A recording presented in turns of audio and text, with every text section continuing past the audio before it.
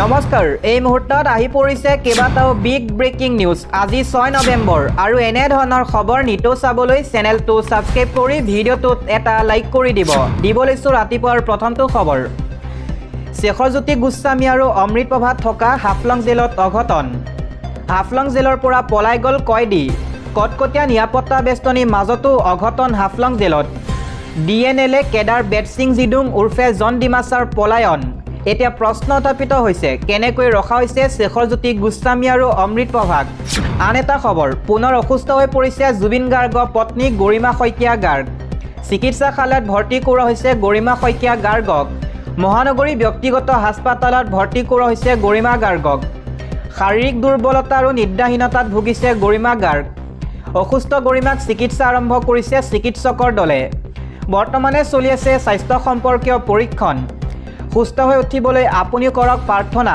দিবলৈছো এটা political breaking news vote চুৰিক লৈ ৰাহুল গান্ধীৰ বিস্ফোৰণ এগৰাকী মহিলাই 223 বাৰ ভোট দিয়াৰ অভিযোগ হাৰিয়ানাত 25 লাখ ভোট চুৰিক লৈ ৰাহুল গান্ধীৰ বিস্ফোৰণ বিহাৰতো হ'ব একেই হ'ব বুলি অভিযোগ 12 ৰাজ্যত চলা এছআৰ প্ৰক্ৰিয়াৰ মাজতে ভোট চুৰিক লৈ মন্তব্য ৰাহুল গান্ধীৰ হাৰিয়ানা নিৰ্বাচনত কেনেকৈ ভোট চুৰি বিশ্লেষণ ৰাহুল গান্ধীৰ এগৰাকী ব্ৰাজিলৰ মডেলৰ ফটো ব্যৱহাৰ কৰা হৈছিল ফটো দেখুৱাই কয় তেওঁৰ নাম 22 ঠাইত বিভিন্ন নামেৰে পঞ্জীয়ন আছে ৰাহুলৰ প্ৰশ্ন ব্ৰাজিলৰ মডেলগৰাকীৰ নাম কেনেকৈ আহিল 5,21,000তকৈ অধিক ডুপ্লিকেট ভোটাৰ থকা দাবী হাৰিয়ানাত একেগৰাকী মহিলাৰ নাম 223 বাৰ এটা ভোটগ্ৰহণ কেন্দ্ৰত থকাৰ দাবী দিবলৈছো আন এটা খবৰ 12খনকৈ ৰাজ্যত আৰম্ভ এছআৰ প্ৰক্ৰিয়া কাৰ নাম কৰ্তন হ'ব ভোটাৰ তালিকাৰ পৰা দেশৰ 12খনকৈ ৰাজ্যত আজিৰে পৰা আৰম্ভ এছআৰ প্ৰক্ৰিয়া 12খনকৈ ৰাজ্যত ভোটাৰ তালিকাত আহিব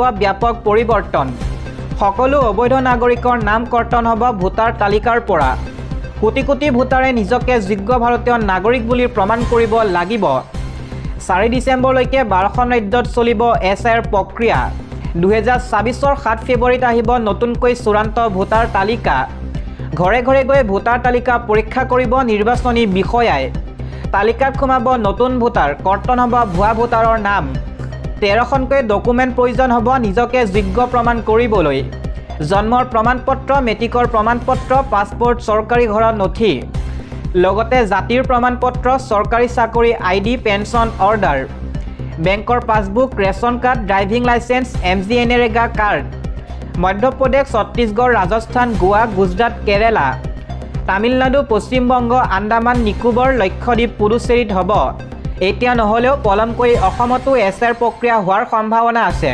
দিবলৈছো আন এটা পলিটিকেল ব্ৰেকিং নিউজ বিজেপি অসমীয়াৰ বাবে ডাঙৰ শত্ৰু কেৱল লুটপাট আৰু লুণ্ঠন কৰিছে বিজেপিৰ দিনত সকলোৱে অসহায় আৰু অসুৰক্ষিত অনুভৱ কৰিছে বিজেপি অসমীয়াৰ ডাঙৰ শত্ৰু হিটলাৰী শাসনৰ বাহিৰে বিজেপিয়ে একো কৰা নাই বাহিৰৰ পৰা মানুহ আনি লুটপাট আৰু লুণ্ঠন কৰিছে বিজেপিৰ শাসনকালৰ কেৱল ফুটুকাৰ ফেনহে পালে অসমবাসীয়ে এজেপিত যোগদান কৰি বিজেপিক আকৌ তুলাধুনা ৰাজেন গোহাঁই পৰৱৰ্তী খবৰ বিজেপি আৰু কেতিয়াও শাসনলৈ নাহে বিজেপিৰ হিন্দুত্ব ৰাজনীতি ভুৱা এই মন্তব্য কৰিছে বিজেপি ত্যাগ কৰা ৰাজেন গোহাঁই তেওঁ কৈছে বিজেপিৰ ৰাজনীতি বেছি দিন নচলে সেয়ে মই ওলাই আহিলোঁ বিজেপি আৰু কেতিয়াও শাসনলৈ নাহে যি দলতে থাকোঁ মই সকলো কাম মন প্ৰাণ ভালদৰে কৰোঁ মই ফাংফুং কৰিব নোৱাৰোঁ ভাৰতীয় জনতা পাৰ্টি অৱহেলিত সকলো পুৰণা কৰ্মী ওলাই আহক কাম কেৱল ভাৰতীয় জনতা পাৰ্টিতে কৰিব পাৰি তেনে নহয়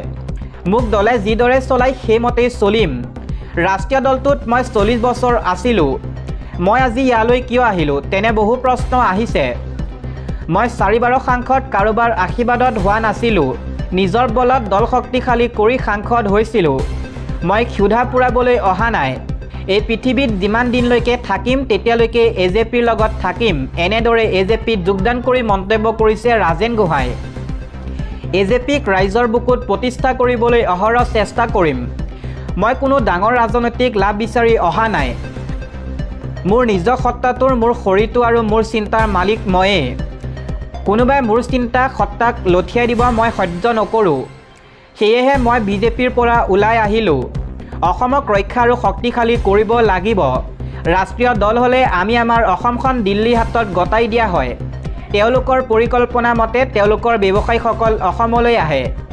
অসমৰ হাতত সময় কম আছে, 2 মাহ আছে। 2 মাহৰ ভিতৰত দলটো আমি বহু কষ্ট কৰি বহলাই লৈ যাব লাগিব। এজেপিত যোগদান কৰি এনেদৰে উদ্দাত ভাষণ ৰাজেন গোহাঁই। দিব লৈছোঁ আন এটা পলিটিকেল ব্ৰেকিং নিউজ। দিল্লীৰ পিছত বিহাৰ চৰকাৰ চুৰি কৰিব বিচাৰিছে মোদী আৰু শ্বাহে।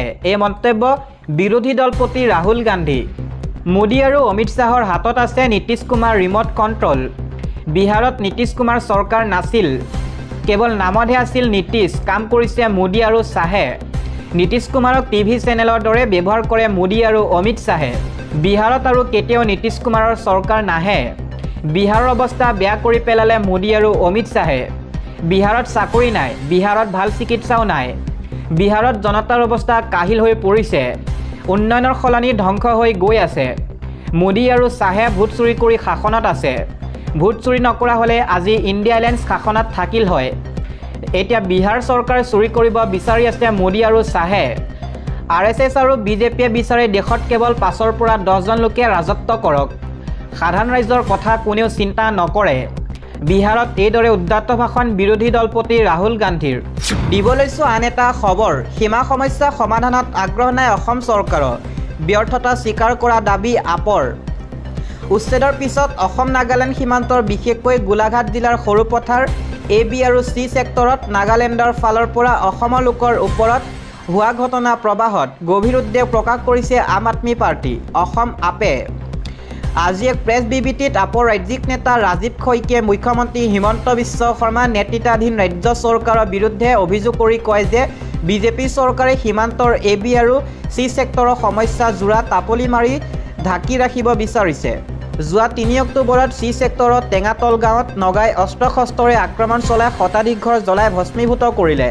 উচ্ছেদৰ পিছৰে পৰা নগাৰ দ্বাৰা হিংসাত্মক ঘটনা বৃদ্ধি পালে। তাৰ পিছতো কিন্তু ৰাজ্য চৰকাৰে এই ঘটনাবোৰক সাধাৰণ আইন শৃংখলাজনিত ঘটনা হিচাপে মানি লোৱাহে পৰিলক্ষিত হৈছে। অসম নাগালেণ্ডৰ সীমা সমস্যা স্থায়ী সমাধানত ৰাজ্য আৰু কেন্দ্ৰৰ বিজেপি চৰকাৰ চূড়ান্তভাৱে ব্যৰ্থ হৈছে বুলি অভিযোগ কৰি আপৰ নেতাজনে কয় যে চৰকাৰে ব্যৰ্থতা স্বীকাৰ কৰক। সীমান্তৰ সৰুপথাৰ সমষ্টি আৰু কাজিৰঙা লোকসভা সমষ্টিক বিজেপিৰ বিধায়ক আৰু সাংসদে প্ৰতিনিধিত্ব কৰিছে। লগতে সীমান্ত উন্নয়ন বিভাগৰ মন্ত্ৰীজনেও গোলাঘাট জিলাৰ পৰাই মন্ত্ৰীসভাত প্ৰতিনিধিত্ব কৰাৰ কথা উল্লেখ কৰি আপৰ ৰাজ্যিক নেতাজনে অভিযোগ কৰি কয়, সীমান্ত উন্নয়ন বিভাগৰ মন্ত্ৰীজনে আজিলৈকে সীমান্ত ভ্ৰমণ নকৰিলে।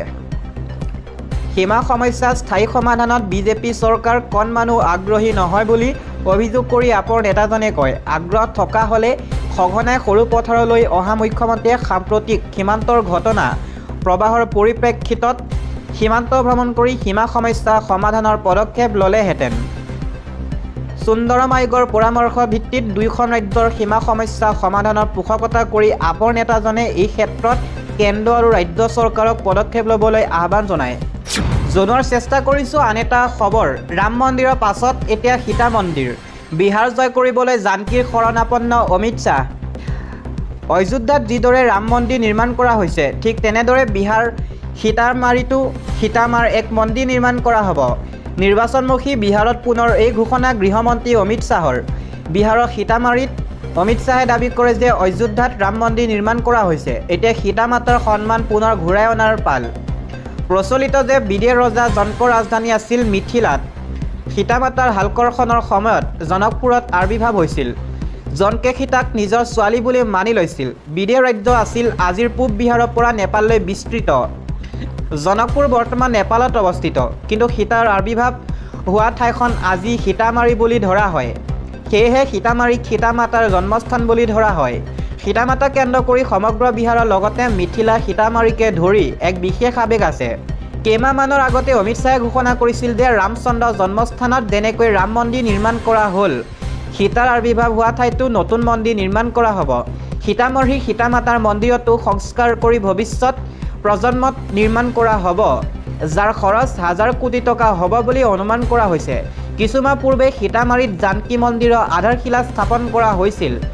শিলান্যাস, ভূমি পূজা, আৰতি, অগ্নি বলি সকলো হৈ গ'ল। মন্দিৰ নিৰ্মাণৰ কামো কৰা হৈছে। সেই অৰ্থত এই মন্দিৰৰ ঘোষণা কোনো নতুন কথা নহয়, কিন্তু শ্বাহে আকৌ এবাৰ ভোটৰ সময়ত নিৰ্বাচনী বঁটা উত্তপ্ত কৰি তুলিছে। দিব লৈছোঁ এটা আন্তঃৰাষ্ট্ৰীয় প্ৰেক্ষাপটৰ খবৰ। ৰাছিয়াই পাৰমাণৱিক অস্ত্ৰ বৃদ্ধি কৰিছে নেকি? আমেৰিকাৰ সৈতে প্লুটোনিয়াম চুক্তি বাতিল কৰিছে পুটিনে। ৰাছিয়াৰ ৰাষ্ট্ৰপতি ভ্লাদিমিৰ পুটিনে আমেৰিকাৰ সৈতে হোৱা প্লুটোনিয়াম চুক্তি বাতিল কৰিছে। আমেৰিকাৰ ৰাষ্ট্ৰপতি ডনাল্ড ট্ৰাম্পে ৰাছিয়াৰ উপকূলত পাৰমাণৱিক ক্ষমতাসম্পন্ন ছাবমেৰিন নিয়োগ কৰাৰ কথা ঘোষণা কৰা কিছু ঘণ্টাৰ ভিতৰতেই পুটিনৰ পৰা এই বাৰ্তা আহিছিল। ইউক্ৰেইনৰ যুদ্ধবিৰতিক লৈ ৱাশ্বিংটন আৰু মস্কোৰ মাজত উত্তেজনাৰ মাজতে এই খবৰে নিশ্চিতভাৱে আন্তঃৰাষ্ট্ৰীয় সমাজত এক চাঞ্চল্য সৃষ্টি কৰিছে। এই চুক্তি বাতিলৰ অৰ্থ হ'ল ৰাছিয়াই বাধাহীনভাৱে পাৰমাণৱিক অস্ত্ৰ উৎপাদন কৰিবলৈ সক্ষম হ'ব। উল্লেখযোগ্য যে 2000 চনত আমেৰিকা আৰু ৰাছিয়াৰ মাজত প্ৰথম প্লুটোনিয়াম চুক্তি স্বাক্ষৰিত হৈছিল। 2000 চনত আমেৰিকাৰ ৰাষ্ট্ৰপতি বাৰাক ওবামাৰ কাৰ্যকালত স্বাক্ষৰিত এই সংশোধিত চুক্তিখন আছিল আমেৰিকা ৰাছিয়াৰ পাৰমাণৱিক অস্ত্ৰৰ প্ৰসাৰ ৰোধৰ এক গুৰুত্বপূৰ্ণ অধ্যায়। ৰাছিয়া সংবাদ মাধ্যমে প্ৰকাশ কৰা অনুসৰি সোমবাৰে পুটিনে 15 বছৰীয়া প্লুটোনিয়াম নিষ্কাশন আৰু সংৰক্ষণৰ চুক্তি বাতিল কৰাৰ নিৰ্দেশ দিছিল। মন কৰিবলগীয়া যে আমেৰিকাত প্ৰায় 90 টন অস্ত্ৰ গ্ৰেডৰ প্লুটোনিয়াম আছে। ৰাছিয়াৰ হাতত আছে 128 টন। এই সন্দৰ্ভত দুয়োখন দেশৰ ৰাজ্যত এক চুক্তি হয়। শেহতীয়াকৈ ইউক্ৰেইনৰ যুদ্ধ আৰু গাজাৰ পৰিস্থিতিক লৈ দুয়োখনে দেশৰ মাজত উত্তেজনা বৃদ্ধি পাইছে। ইয়াৰ মাজতে পুটিনৰ এই সিদ্ধান্ত। চুক্তিখনৰ চৰ্ত অনুসৰি আমেৰিকাই ঘোষণা কৰিছিল যে তেওঁলোকে 60 টন প্লুটোনিয়াম অতিৰিক্ত ব্যৱহাৰ কৰিছে। ইয়াৰে ৰাছিয়াই 50 টন কৰিছিল। দুয়োপক্ষই সহমতত উপনীত হৈছিল যে তেওঁলোকে মজুত 34 টন প্লুটোনিয়াম পৰ্যায়ক্ৰমে ধ্বংস কৰিব। কিন্তু এইবাৰ পুটিনে সেই প্ৰক্ৰিয়াটোৰ ওপৰত পানী ঢালি দিলে। যোৱা সপ্তাহত পুটিনৰ সৈতে হোৱা শান্তি বৈঠকখন সময়ৰ অপচয় বুলি কৈ বাতিল কৰিছিল ট্ৰাম্পে। একে সময়তে তেওঁ কয় যে যদিহে ৰাছিয়াৰ ৰাষ্ট্ৰপতি ইউক্ৰেইনত যুদ্ধবিৰতি চুক্তিৰ ওপৰত সহমতৰ বাৰ্তা নিদিয়ে তেন্তে এই বৈঠকখন অৰ্থহীন।